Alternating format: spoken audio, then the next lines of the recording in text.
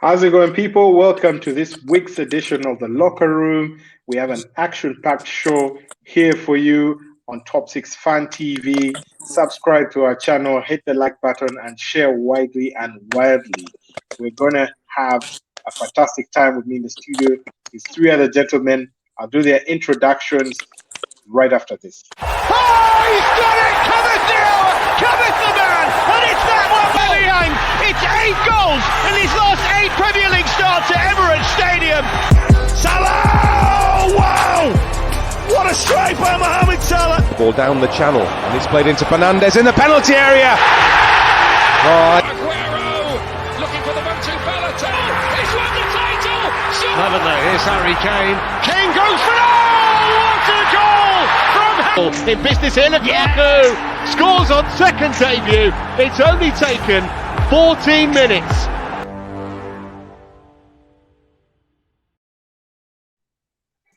Brilliant. Welcome back from that. Welcome again if you're just joining us. Welcome to Top 6 Fan TV, our channel where basically it's football by the fans, fan views, news, and opinions from the latest events surrounding the top 6 English Premier League teams. Not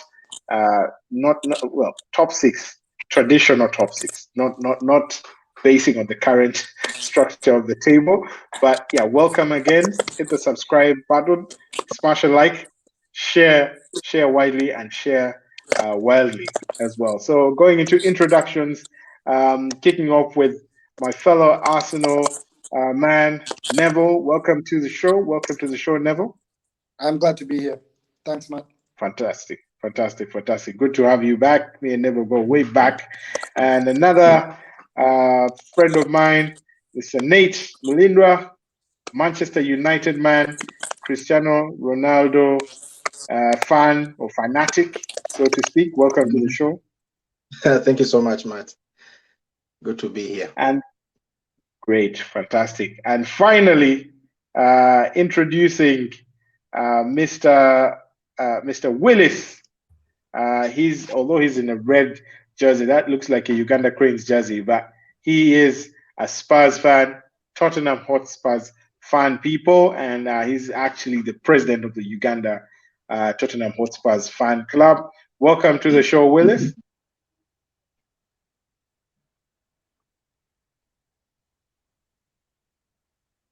Yeah, there's a bit of a delay there for Willis, but welcome to the show, Willis. We'll take that smile as I put on this because it's a first episode I'm on, so I'm very glad to be here. Yeah. Fantastic. So, Willis, we lost Nev there, but I'm sure he'll be getting back as soon as possible. Yeah, man, welcome to the show. Willis. It's good to have you on the show. So as we wait for Nev, Nate and Willis, it's something that I wanted us to discuss with Neville around. I'll sort of park that regarding Spurs. I'll sort of park that until Neville comes back, and I think we will get into we'll get right into it with the discussion around Spurs. So Willis, we'll start off with you. We want your opinion on how Spurs are doing. We want your opinion on how Spurs are doing this season.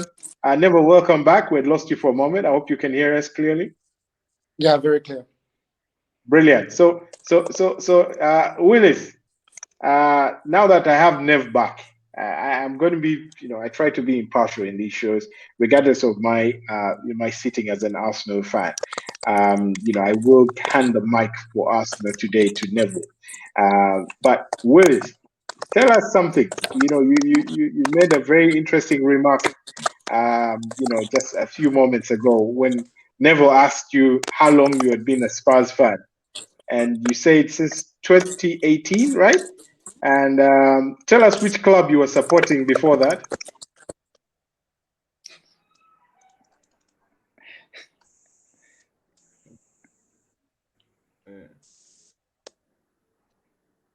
Yes. Willis is still ashamed. I was before. No, that he has a we lag. spoke He has a about Ghana delay. Cranes. I will give him time. No, And no, no, no, no, BRFC. Willis. Please tell the truth. But anyway, I was an Arsenal fan for a very long time, for a very, very, very long Ah, time. yeah, yeah, yeah, yeah, yeah. Until I started Ladies and watching these gentlemen, killers, and I couldn't. I hope you're making noise. Ned, feel free to laugh. ladies, Honestly. This is a joke. This is Willis, Man Willis, City is please, beating let's the just fans, pause it. But yes, Willis, I was an Arsenal gentlemen, fan for a let's very have long a let's time. have a moment of silence. A very long one at that. Let's have a moment of silence. Ladies and gentlemen, nowhere else, no show in the world is going to bring you a Spurs fan and fans president who was actually an Arsenal fan, recently converted from Arsenal. Man, Willis, I mean, if you're living in North London, you would. I don't even know where you would be, which routes you'd use to take your commute, man. You would be finished. You would But have to move. anyways, You would it's literally still have to move. he would have to move, man. So, Mr. Willis, you're a Spurs guy. Your blood is white now, No, but as you can see with your jersey, you still have a soft spot for red, I'll right? probably be high. Willis, Yeah. what Yeah, was so yeah. bad that you had to move from Arsenal to Spurs? What triggered you? What triggered you to switch? No, not the color. The blood in my skin is red. It's Ugandan. So this white, some black, some yellow, some red. You know, when you support Arsenal, it's Gunners for life, right? Clearly not. What sort of fan switches clubs and worse still to Spurs, really? You should It's add quite Adebayo amazing. You should add Adebayo to your club. Yeah, Willis seems to have quite the delay, but we'll give him a chance when we can. So Willis, if you're hearing this, we're going to go we're going to go straight into the agenda for today. We'll start. We had said we'll kick off with you, but you do sound like you have quite a bit of a delay with your connection. I took a break from football for a while because of the pain that I.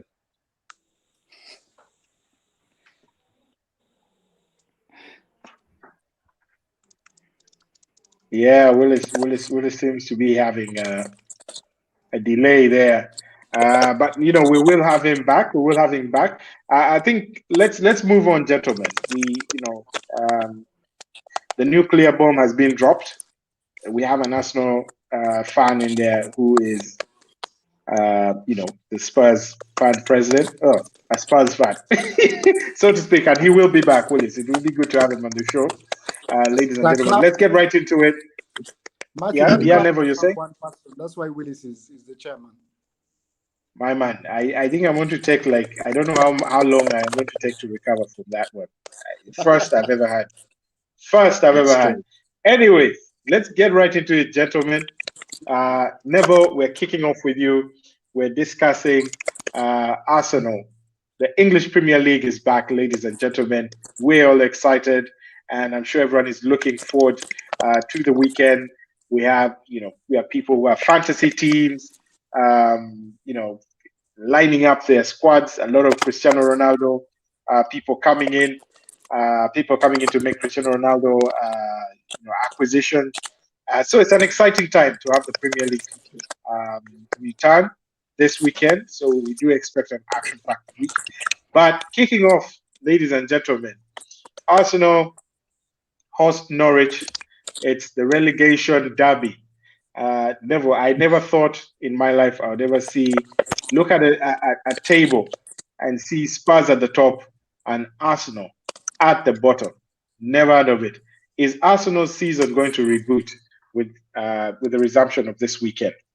What do you think? Yeah, I think the season is going to reboot, but I won't call it that. I think what we need, honestly, and it's obvious to everyone to see, even at the club, even us as fans, Arteta needs to go. There's no plan whatsoever. He's He's petty. He doesn't know who to play, when to play. He has no system. The team has no mentor. The team has no leader. I don't even know where to start. You watch a player like Xhaka play for his national team, and he's amazing. And you think he might be one of the best, maybe midfielders in the world at the moment. And then he plays in our team and he's shambles. We've begged him to play Martinelli. He finally does. Plays him in a position where he's not getting any balls. The boy is fast. He plays for the team. He defends. No passes through. Oh, shoot. I think we lost Neville right there. But I think I'll slide that question down to Nate, who is also an ardent Arsenal follower, although he's a United fan, to continue from that until Neville gets back on the show. I was like, what? An ardent Arsenal, what? Then you said fortnight. You know what, Matt? I think it's not somehow Neville is back. I don't know if we should continue. Yeah, you go ahead. We'll get back to Neville. I don't think there are no shortcuts in football, and I always say this, and most times we as fans think about it with okay, of course we think a lot with our hearts. We're like, why isn't this? But just imagine, I mean, if Arteta, I personally don't believe Arteta should have taken that job, and I told everyone who could care to listen that Arteta was making a mistake taking that job, same as Lampard. Arteta should have stayed at Man City. I know the pull to Arsenal was really great, but it was not a good move for him.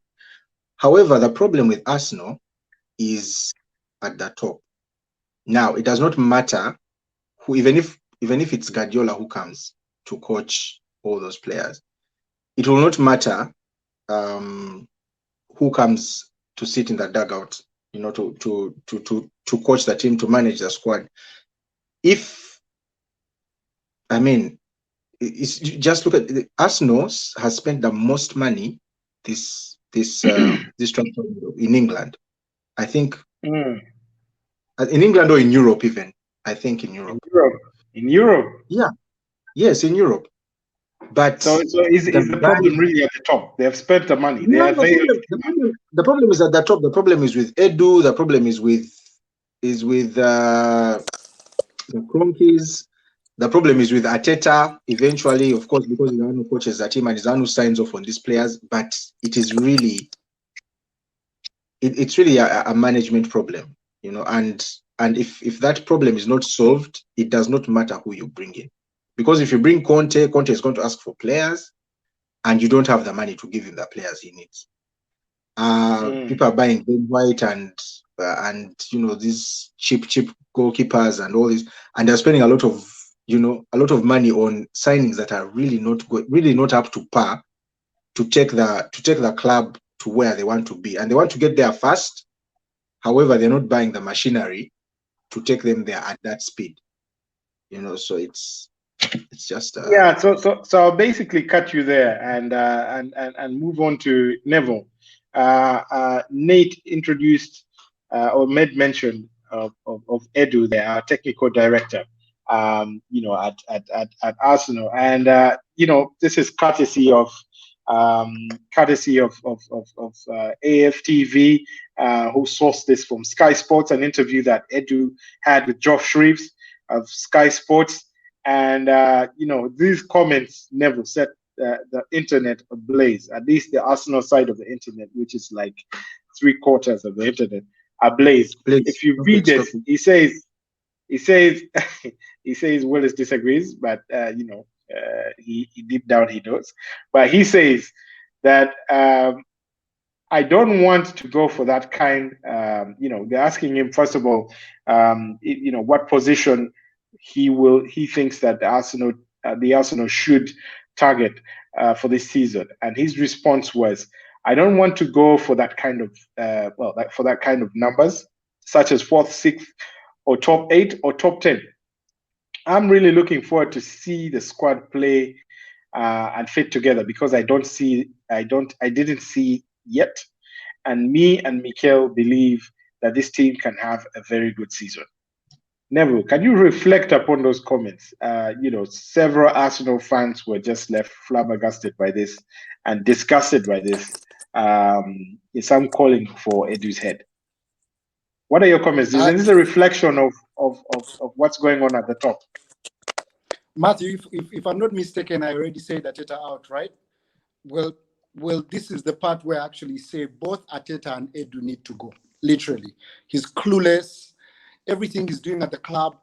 Maybe we should get whoever is handling the women's side of Arsenal to actually come and run the side for the men, because I don't understand. The women's team is like the best players in the world. They are performing well both in Europe. I don't understand. Edu is useless, and him actually backing Arteta doesn't say anything for anyone, doesn't even mean anything. We've seen even owners talk about coaches and they're fired the next week. So I'm just hoping and praying that the statements Edu made actually help in him actually also losing his job. When Arteta is going, they should go together. Misery loves company. They've really tortured us as Arsenal fans. I cannot imagine that we have the most expensive. We've actually bought with the highest amount of money, and then when you look at the quality of the players they've brought in, it's unbelievable. It's so bad. It's so bad, and I'm actually happy Edu said what he did, because it justifies what I personally thought is actually happening at the club. There's a big problem, and Edu coming out to back Arteta, which he had to do because, we're at the bottom of the table. What more can you expect? Yeah. There's no magic there. We cannot talk about top six. We're not in Europe. We're scoring 6 goals in Carling, and we're celebrating. No goals scored in the EPL. I think one of the games there was a fan who stood up and actually shouted at Edu and the top hierarchy at the club and told them, "Are you enjoying what you're seeing? Are you literally enjoying what you're seeing?" It was that bad, and the fan actually walked out. That was 1. 2. The bit about us chanting to Man City fans, "We lose every week. You're not special." Those are things that should hit the club so bad, and for them to understand something bad is happening. Actually, someone asked me the other day, and they were like, "What Arsenal player can fit into any of the top 4 teams in the league, like guaranteed first place position?" And that was hard. I tried to support maybe Aubameyang, Antony, and even there, I think they might have to get on the bench. That alone in itself should tell you that there's something bad. I know very many people have been posting about squad depth for teams like Chelsea, Manchester United. I think the time when we played Chelsea, actually, someone said even the second squad for Chelsea would have beaten us convincingly.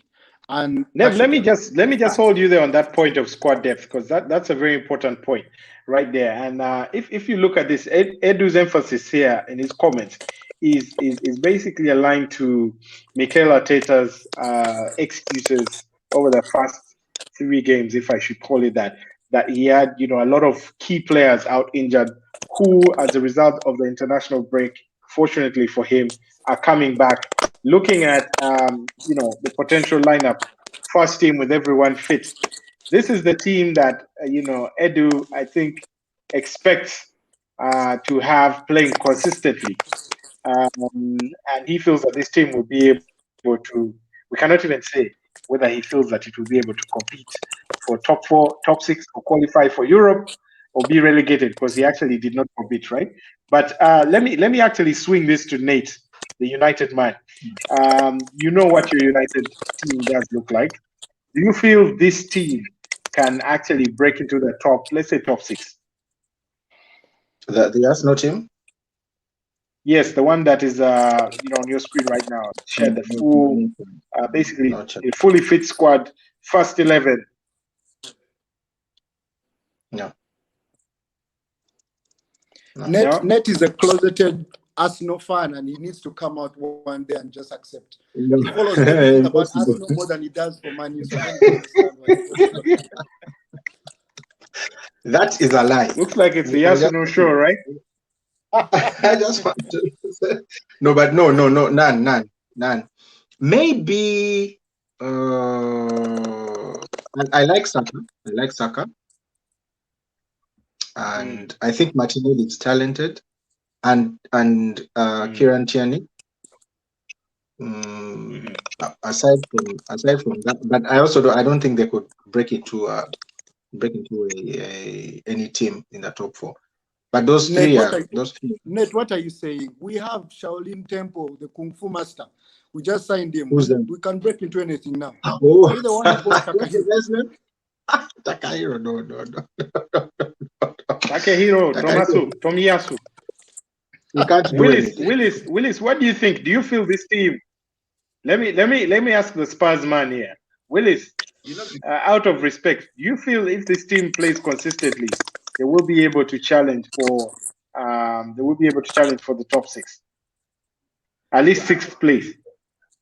You remember what Liverpool went through years ago when almost everyone was running away from the club, from the fans.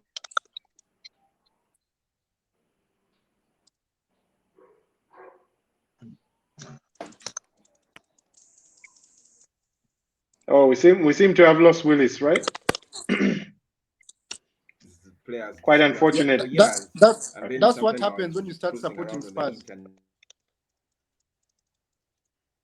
Yeah, I can see he's struggling with his connection, but but go ahead, Willis. But can you hear me now? Yeah, I can hear you. Go ahead. Cruising around on the internet, and I remember seeing a story of I hear there's a South African guy who came and bewitched Liverpool, and he put a beard of like a lion with gold. And until they removed that beard, Liverpool could not make it. So I think it's probably the same thing that Arsenal is facing. Maybe Arsenal guys annoyed Nwankwo Kanu or something like that. So because I can't understand why Arsenal can't really come. They have, like 3 huge players right now. So I can't seem to understand why they can't make it to the top 6, or probably they have too many accountants and they are saving up on money. They don't want to buy top class players. But there's something clearly wrong with Arsenal. And I feel for Arsenal fans, because every time you're watching an Arsenal match, you need painkillers. Really, Willis, witchcraft? Really? I know things are bad, but we are now talking about witchcraft? Come on. And what would I expect from someone who switches from Arsenal to Spurs? You need to probably sit with a glass of water all the time. It's painful to support Arsenal right now. I don't know. Anyway, so Willis, let me just swing it back to Neville, right? Neville, this squad. We spent close to 150 million pounds, biggest spenders in Europe. I think it was 149 million pounds. It was to assemble this particular squad, this first 11, which has a little bit of depth, you could argue, because for Aubameyang you have Lacazette coming in, for Smith Rowe you have Pepe, coming in for Lokonga you have Xhaka. The rest is quite shaky, because we're going to players like Elneny, and things will get quite shaky, and we'll have the results we have seen thus far. But if this team, especially with defense settling, they're very keen to see Ben White and Gabriel play. If this team, as it is, remains fit and has a run of about 20 games, do you see our fortunes turning? Do you see us possibly being able to qualify for the top 6 position? I cannot believe you put squad depth in the same line as Arsenal. That is the worst word to say, honestly. I mean, but what we have, Pat is going to give us 1 game, 1.5, and he'll be injured again, so that he's useless. Sambi is young. He's not played bad. I think the only position I currently sort of trust in the whole squad is the Odegaard role, where we have Smith coming in as his deputy. If I'm not mistaken, Odegaard was either the top performer in the last game week with massive stats as regards to balls into attacking positions. He literally ran the pitch. He played so well, and we all know that he can play well. I still trust Smith as well, and he's growing. But the rest of the squad, Lacazette, never impressed me personally. I think that has been a personal thing. Some Arsenal fans think he's not the caliber of player we need. But if he's a squad player and he's coming off the bench, maybe no problem. Martinelli, a lot of potential, massive potential there. Pepe, when the van comes to pick Arteta and Edu, while Pepe is helping them put the bags in the van, he should join them as well and leave. That was fraud, honestly. You cannot have that much potential and you do not perform every game week. I think, I remember it must have been last season when he got a sort of nice run when he was playing in Europa, and he started talking about game time and whatnot. He's gotten the game time. What has he used it for? He disappears in the game for 50 minutes, gets the ball, tries to... 72 million pound signing, by the way. Doesn't know when No. to shoot. You haven't yet finished that, man. You haven't yet paid all the money. I will say this. I will say this. With the way we're playing, I don't trust us to get into the top 6. That's one. Okay. I'm definitely very sure we won't be relegated. But I'll say this: a team like Arsenal can be relegated, and it will be a surprise to many. But I've seen this. I think it happened to Schalke last season, where they were in Champions League the season before. Then after they got relegated, all it needs is just a couple of runs like the one we're going in now. I mean, we all know how we perform in November. December will be torture, especially with the sort of squad that we have. You go to January, you're at the bottom. You have about 9-10 points. Then it becomes disaster. The club tries to buy funny players. I mean, why is Kolasinac back in our squad? Honestly, he just made a... There's so many questions there. There's so many questions there. Never, for Arsenal fans can go all day. Apologies for interrupting you, but let me just wrap it up because we do need to move on to Manchester United, to Old Trafford. But do you feel, or rather, let me ask Neville, with the squad fully fit, with the likes of Ben White and Gabriel coming back, as you can see, they're highlighted there in training. Where do you see Arsenal realistically finishing this season? Question number 1. And number 2, do you think Mikel Arteta will last until Christmas? I mean, with the games we have coming up next, those are massive must-wins. All he needs to do is lose any one of the next 3 games, anyone, even a draw, and he'll be out. I think, if I'm not mistaken, we have Norwich, Burnley, then Wimbledon or something Spurs. like that. Even a draw. We have Spurs, man. Even a draw. Oh yes, Wimbledon. Yeah, and Spurs. But I think that's in EFL. Any draw or loss, and he'll be gone. It's as simple as that. Those are 3 must-win games, because after those, then we go to the team that Willis has adopted, which is Spurs, and I bet they cannot wait to play us. I bet the things that used never to happen. I bet Spurs is literally on the edge, especially Son, and that's a disaster. So, as much as I want Arteta to go, I cannot afford for us to lose the Norwich game. Honestly, that would be bad. But that would be terrible, man. And we cannot get out of EFL as well. We need a chance at some sort of happiness or some sort of reprieve. So Burnley could help us let Arteta go, and Edu, but not Norwich.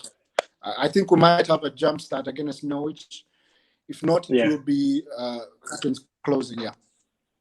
Yeah, I can imagine. All right, let's leave it at that for the Arsenal and move on to Old Trafford and the United corner. Nate, all headlines, Man United are about this gentleman, Cristiano Ronaldo. Obviously, a lot of Manchester United fans are buzzing at his arrival. They feel they have got the winning edge right now. That is going to be the game changer for their season, and obviously believe that with Cristiano Ronaldo's arrival, they are now title contenders, not just for the Premier League. but for Europe. But I'd like to turn my attention not to the impact Cristiano Ronaldo is going to have regarding silverware, but rather who are the winners and losers of his arrival in terms of the squad's playing time. Who's going to benefit most from his experience arriving. Let's start with who the winners, who you think first of all, who the losers will be, Nate, because we have a couple of thoughts around who we expect that to be. As you can see from your screen right there, Van der Beek, he's already exasperated by his lack of playing time, continued lack of playing time coming in from last season. And we do expect that this is going to continue into this season as well. And Cavani, who used to actually wear the number 7 shirt, and that was stripped off his back, I believe, for a number 21 jersey. So I think he's going to be warming the bench quite a bit. But who do you believe the other losers, or generally the losers, will be as a result of Cristiano Ronaldo's arrival? First of all, before I go into that, let me just personally, I don't think we're going to win anything. That's just. Oh no! Don't be like Edu, my man. Don't be like Edu. No. I mean, because now we because Man United are a blockbuster club. Like we are, about the showbiz. Hey. Fans can get swept in that. We are swept by that Ole wave, and everyone thinks Ole is going to make it at United. He's never going to make it. He's not the man for us. He's not the man to take us forward because he has no system in play. The man has no tactics, and I feel like signing Ronaldo is like signing Ronaldo for Ole is like giving a taxi driver in the old taxi park a Mercedes Formula 1 car. There's nothing he's going to do with it. He can't do anything with it. It's useless to him. Giving a history teacher a rocket, at NASA to look at and operate, he's not going to do anything with it. Anyway, with that said, the losers in terms of Ronaldo's arrival, of course, Martial. I don't know what has happened to Martial, but he's definitely going to suffer. And he hasn't helped himself because he's been given. I mean, when you're not being played and you get an opportunity to play, you need to take that thing by the neck and just go. And he is not doing that. And then there's a rise of my favorite United player at the moment, Mason Greenwood. Greenwood is undroppable now. You can't drop him, because he's scoring all the time. And the good thing about we'll get to that in the winners. But Martial is going to be affected immediately. He's going to feel the impact because he's now behind Cavani and Ronaldo. Yeah. So if Ronaldo is not playing, then definitely it's going to be Cavani playing. He's not going to smell. He's not going to smell a minute from Ole. Mm-hmm. And of course, the next person is going to be Cavani, definitely. But I don't think it's going to. I don't think it's going to be like really, really like unhappy about it. I think he understands. He's in his last year of the contract. He's also in the evening of his career. And he understands the kind of person who has come to United. As he as a striker that was signed, because we signed him as a free agent. Yeah. After he hadn't played for about 6 months, so he understands the kind of person that's coming to the club. So the pedigree of Ronaldo. So I don't think he will mind much. I don't think Van der Beek is not going to lose out because he was not playing anyway. And he's done an interview with Rio, with Ferdinand, and I see Lingard, I see all these boys.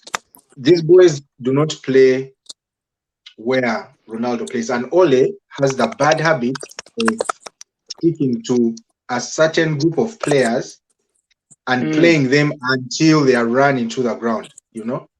So Lingard will not get playing time. Van de Beek will not get playing time. It's going to be Bruno, and no Bruno. You know, until maybe until he's injured or something. But all these stories about Lingard. Nate, sorry for cutting you short there, but let me just throw something in there. Neville, it does sound to me like Mikel Arteta is coaching at both Old Trafford and the Emirates Stadium, because Nate right there, he sounds very much like an Arsenal fan. No, you know, and sorry. Arteta is literally trending, so that would make a lot of sense. I know Nate talked about Ole not knowing what to use Cristiano for, but I mean, what is Ole going to train Cristiano now?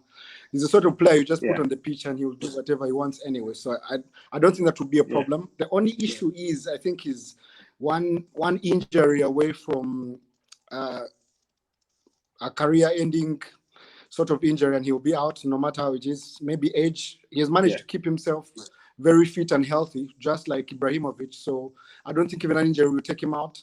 You talked about the people who might win and lose. I worry for Greenwood because he has a lot of potential and talent.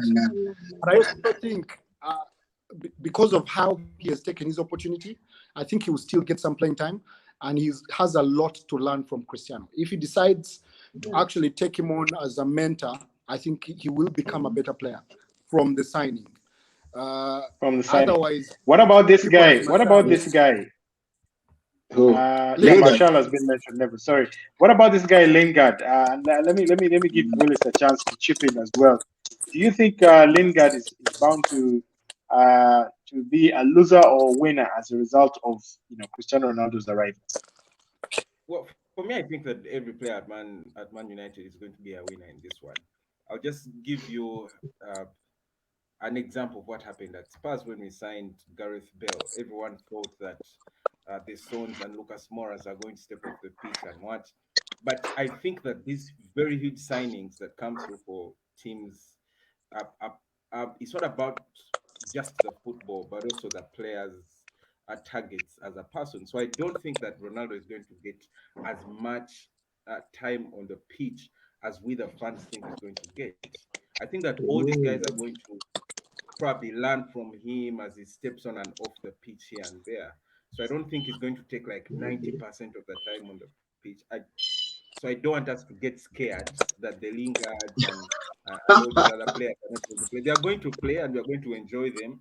It's just that I think as Ronaldo heads out of football, this was the right move to make. Like, where was he going to go?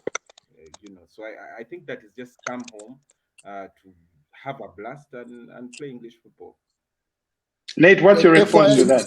See, Mathew, that's the problem with all this. Now we as a football club are giving a player a holiday. As in, we are not a resort in Thailand, or the Bahamas. Let me just add to that before you continue. If you wanted to know the number one, holiday destination in the English Premier League, it's not Manchester United. It's not Rwanda, obviously, because of Visit Rwanda. It is London Calling. Just ask William. Because ask him about the project. Matt, you talked about the first of all the kind of player that Ronaldo is. He's definitely going to start every game. The kind of player that he is, coupled with the kind of manager that Ole is, Ronaldo is starting every game. That one is obvious, and it's going to happen. Now, you talked about I want to talk about the winners. Before I, they're just two winners anyway. One of the losers is going to be Ole, because he's going to be exposed now for the ineptitude that he has at management. However, the winners are going to be, the biggest winner is going to be Mason Greenwood. The reason why he's going to be, and Neville talked about Greenwood not getting enough time. I think he's going to get enough time. Why? Because he can play out wide. He doesn't need to come through the middle. So he's also very dangerous coming from the wing and cutting in, because he's two-footed, you know, and he has these tiny step overs. And most of his goals have been they are at the near post, so or the inside of the post. So he's not going to be affected in any way. The other wingers are going to be. Yeah. Do you know what happens when you have a big player, the caliber of Cristiano on the pitch? Everyone who gets the ball is thinking about how to give it to him. Doesn't that end up affecting the team? Because, and you mentioned that actually Cristiano is going to end up playing every game, and I think he will. My biggest issue is Cristiano is the sort of player who sulks even when he's being taken off, especially because he expects to change every game. He's still fit enough, by the way, for you, Willis, to understand. He's been playing over 90 minutes, even for his country. He's still fit enough to play all games, although it would make sense to try and buy some time and rest him, which is not the sort of player. And I remember Cavani actually wanted to leave because he was not getting playing time. Now they've brought another vulnerable person to take over the club, and he's not going to get playing time as well. So why is he staying? Yeah, apart from the money now. Yeah, but also just to chip in, I think like you mentioned how Cavani wanted to leave because of not playing time. I also think that all these things are going to play into Ronaldo not starting every game. I'm so on the opposite side, believing that he's not going to start every game because you have all these huge stars, and it's not just about all his decision, because of course we all know him as a dual player, but he's not going to be able to just dictate that Ronaldo starts every game and plays 90 minutes of every game, because you have all these guys. The club has spent money on them to come to Man United. So you can't just start this guy and play him 90 minutes the whole season. So I think that these guys are also going to play, some games, and they're going to share some play time. But what does it say for the club? Nate, what does it say for the club to have just signed a player like Sancho and no one is even talking about him? What was the whole point of signing? He was supposed to be like Mathew signing, no? But no one's even talking about that. So what? Sancho's. I mean, we need to understand. We need to understand who Ronaldo. I think people don't understand who Ronaldo is. Ronaldo is arguably, in some circles, he's considered the best player to ever play football. Let's not go there. He has Ronaldo. He's about to open Pandora's box, man. No, I'm just saying. Ronaldo has scored 785 goals in his career. Ronaldo is one of the biggest players in football. There's nothing like when you put Ronaldo on one side, you can't then begin talking about Lingard and talking about Martial and talk about Van de Beek and talk about those guys are going to play in the EPL Cup, because it is inconceivable that Ronaldo is not playing. But Mathew, I was still finishing the winners. I don't know if I can go through them. Yeah, I think let's give you a chance to wrap it up before we move to Spurs. Yes. The other winners are the Glazers for obvious reasons. Money. Jerseys are flying off the shelves, and of course the fans like me. I don't think this is a good signing in the football sense of the word, but I love Ronaldo. I love Ronaldo. Ronaldo just really he made me love United even more. So as a fan, I think, it's not his fault that the club signed him. The club had the option not to sign him, so they signed him, and now that he's here, he might as well enjoy the swan song of his career. So he's here, it's nostalgic, it's lovely, it tugs at the heartstrings and all that kind of stuff. It gives us good vibes, it's that emotional rush. But when I sit down and think with my head about whether if I was a director of football, I would never sign Ronaldo. It's a bad signing for us going forward. And we just tore up all our plans, because on Wednesday, on the 2 days before we signed Ronaldo, he was not in our plans. And then on Thursday, he was in our plans, and on Friday we signed him. That just shows some. So anyway, Scattergun approach. All right, Yeah, let's leave United. Let's leave United. Let's leave it. Let's leave all things United right there. But I will close the United angle with this fantastic meme of our meme of the week, showing that thing we love. Cristiano Ronaldo's first meeting with Ole Gunnar Solskjaer in his office. Right? So I think Nate, this is very much in line. Ole's Yeah. response is very much in line with a lot of your narrative. Mhm. Ole, Yeah, we never win anything. well, Ole at the wheel. We'll give him another 10-year contract for us. We'll be quite excited about. We'll be quite excited about having Ole at the wheel for another 10 years. I'm sure Neville won't disagree. Yeah, so let's leave it at that, ladies and gentlemen. Move on to Spurs. Matthew, Willis. Matthew, before we move to Spurs, can Nate tell us who's going to be taking penalties? Oh yes, Nate. I Who's taking will answer penalty that. responsibilities? I will answer that by saying Bruno used up his monthly airtime. Bundles.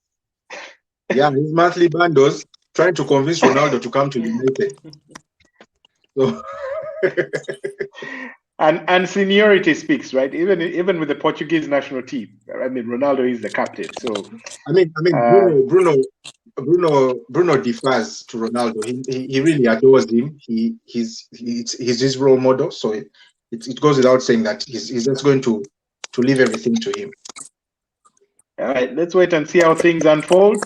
But right now, we'll go to the white half of North London, and Mr. Willis, what a fantastic season you're having. With you're top of the league. Your rivals Arsenal really suffering at the bottom of the league. Nuno Espirito Santos seems to have got you guys ticking, and what a coup it was for you guys to keep Harry Kane. How big of how big of a result will that be by Daniel Levy being able to keep Harry Kane? And we have seen, of course, Son jumping into the action and carrying Spurs forward as well. But tell us about, first of all, one, did you expect to see Spurs at the top of the table after 3 rounds? And do you think Nuno Espirito Santo is going to get you guys into Europe this season? Well, I think for the past seasons I've been supporting Tottenham, this has been like the trend for us. We usually get at the top very fast, and then mid-season, I don't know what happens, and we probably head in the middle there, and we finish off the season. But I hope this is going to be a different one because of two huge things that we did for us. I mean, Hurricane staying at the club and Nuno Espirito. Of course, Tottenham's problems have been with coaching staff ever since Pochettino left. Then we got Mourinho. I don't know why. Well, at first it was exciting. I mean, Mourinho, the name, very exciting to come at Spurs.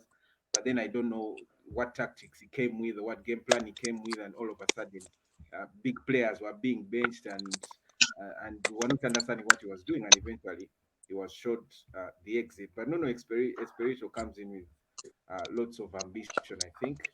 And as you can see, his tactics and how he's playing these guys, I think it's a great start for Tottenham. And I'm thinking we're going to keep it up to the end. Of course, if you see the confusion with Man United, they don't even know who to play now because they have every big player you can think about in British football. So I think that without, of course, you're going to expect to see some own goals from like Eric Dyer. That's a must this season. Leon is also going to have an own goal. Yes, we know, but I think that this season is different from the ones in the past, especially now that Harry Kane has chosen to stay at the club. I think I'm excited. Fantastic. Do you think Harry Kane is actually going to score as many goals as well as assists as he did last season? Do you think he will perform? No, I think it's good that we've given a chance to Son. Yeah, because now Son is taking the lead in goal in scoring goals. But I think probably in the next 5 games, you're going to see Harry Kane shining and putting that ball behind the poles there. So I think that he's going to catch up, and you'll be shocked at how many goals he's going to have. Okay. Neville, what do you think about Spurs' chances this season? First and foremost, most people leave a club to go to another club to win trophies and whatnot. How Willis decided to leave Arsenal to go to a team like Spurs that he himself has said they start up there, then mid-season. What were you looking for? As in, when will you get happiness, Willis? You need to be serious. Honestly speaking, I think in terms of squad depth, for me, Spurs is a great team. They're balanced. I'm looking forward to seeing a particular young kid. I don't know if he'll get a chance now that that Kane decided to stay. The Scarlet Boy is good. I managed to see a few clips of him. I thought he was going to get his opportunity with Kane going. I know Willis mentioned that Harry Kane decided to stay. They did not buy him. That was not deciding to stay. The options were taken and they did not buy him. They opted for other players. So you have a player whose heart is not really at the club, but he's big. He's in, let me say what, top 3, top 4 in the league, with the likes of Salah and whatnot. The squad is good. You have players that can change the game at any one point in time. I think what shows that Mourinho had lost it is the way Delali is playing now. I think he had been really put down by Mourinho, which he does in almost every other club that he goes to. I mean, look at Luke Shaw now at Mathew. He's performing so well. The coach they have is actually very good. And those are the things that clubs need to do. Why go for the second training coach of another club and take him as... You get a coach like Nuno who has showed, even with Wolves, they were not scared of any team at any one point in time. Even when Man City was playing beautiful football, when they play Wolves, you'd really see the team. The coach has literally told them, go out there and win, man. There's nothing like negative tactics. He's always out there to win. They play beautiful football. He has the squad and the depth to actually help him as well. So I know very well they're not going to win the league, but they will be top 4 in the list. Top 4. That is very brave. Their only problem is that they rely a lot on Kane and Son.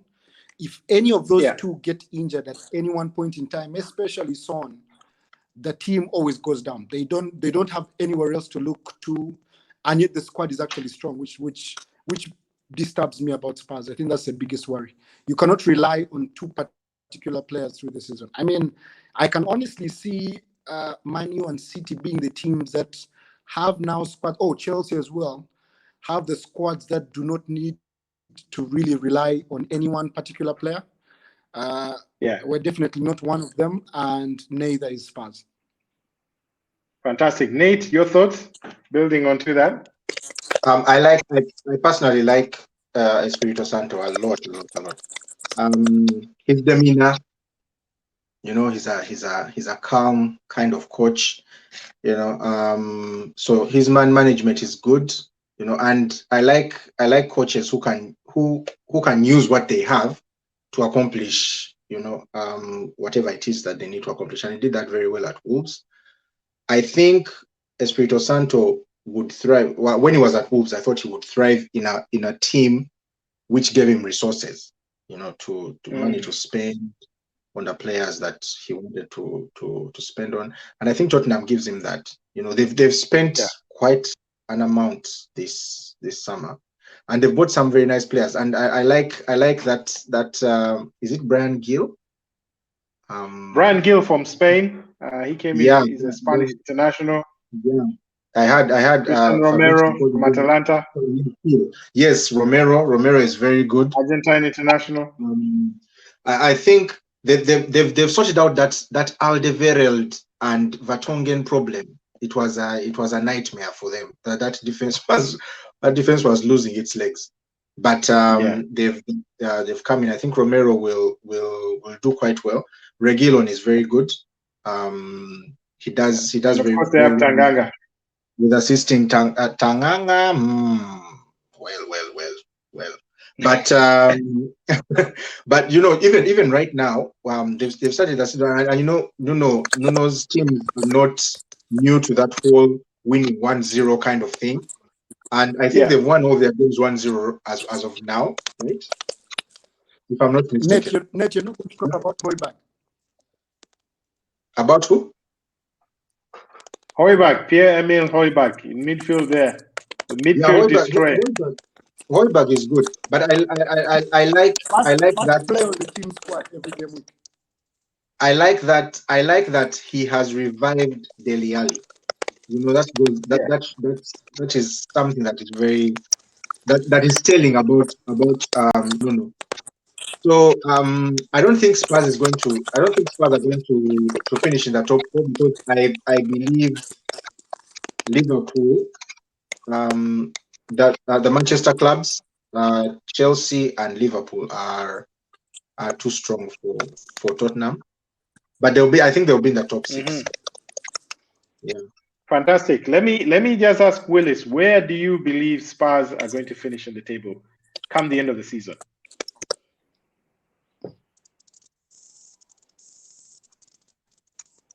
And yeah, Willis, we had lost you there, but where do you think Spurs will finish? Yes, I'm thinking that with Hurricanes' ambition to get further in football, of course, you mentioned there that his heart is not at Spurs and whatnot, but I think now it is, because it's the path he's taking, you understand? So he has to play top football if he wants to get out of Spurs to a better place. So I think we still have his best football at Spurs. So I'm going to give us the top 4. I'm going to give us the top 4. We might finish in the top 4. I'm strongly believing that Man United is going to get confused along the way, and they'll start the hashtag Hoiberg, and then they'll go number 5, 6 there. So I'm thinking Spurs is taking over Man U. I don't think that Arsenal is going to be relegated. I think they just have a problem that they're going to have. So it's going to be good football to the end of the season. What a thought, Neville. Before we, as we come to a close, how damning is that from Willis? He doesn't think Arsenal are going to be relegated. How about that for thought? Putting us in the same statement with relegation is bad enough. I'm glad, Willis, you left our club. What is this, honestly? Relegation? All right, gentlemen. When was the last time? Definitely, Arsenal won't get relegated. Enjoy but the I like that weekend. point. When was the last time? I see banter is taking over. I like the point about. If you know how badly you have to perform to be relegated, guys, Arsenal can't do that badly.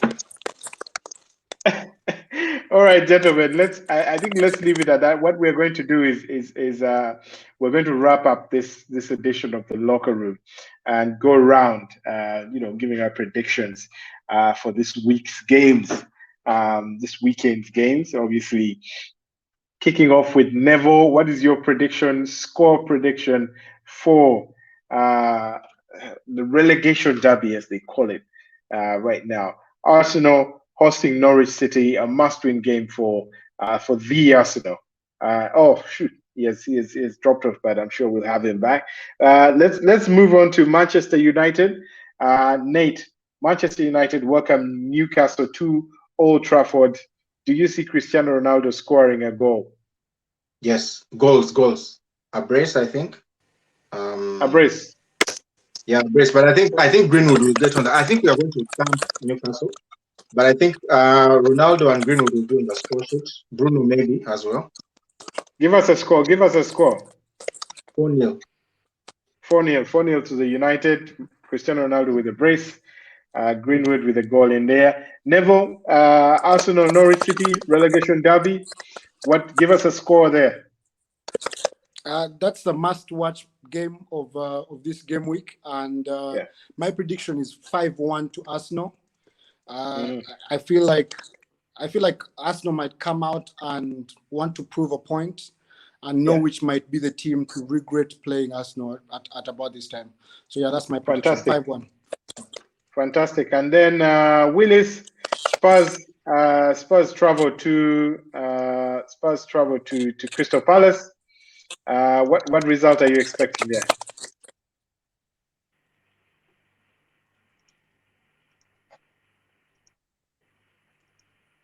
Yeah, looks like we're Willis is having a few audio challenges right there. Let me swing that one to Nate.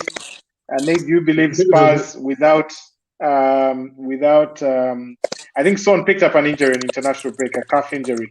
Do you believe that Spurs will carry their momentum on to continue? No, it will be a draw because Vieira is also tired of.